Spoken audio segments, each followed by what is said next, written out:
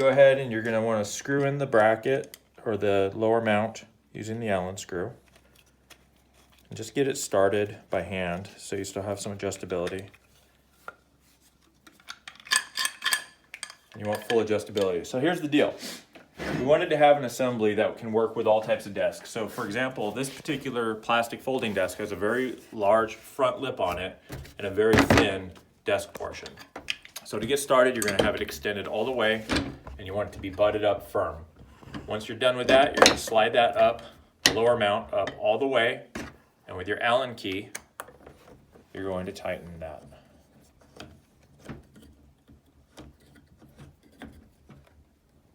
Now, once that's done, it's not tight yet. So now you have your adjusting screw underneath, and all you're going to do, and the adjusting screw has a swivel head wheel on it, or foot pad, so it will work if the desk has an odd shape to it.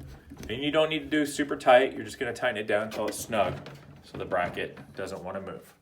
Once that's done, you're gonna take your controller mount and 2 of the thumb screws, and you're going to mount to the front side. Now, as you can see, there's a relief area for this for the lower adjustment, and then you have 4 holes. You're going to pick 2 of the holes diagonally from each other.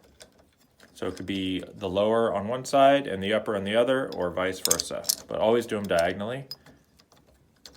And once those are started, same thing. You're not going to want to fully tighten them until you're ready to make your final height adjustment.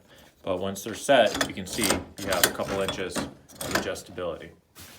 Now once that's done, you got your 4 thumb screws for your controller, and I'm only gonna put a couple in just for demonstration purposes, but you'll wanna put all 4 of them in and snug them down. And they don't have to be super tight. Once again, there's not a lot of stress that's being put on this.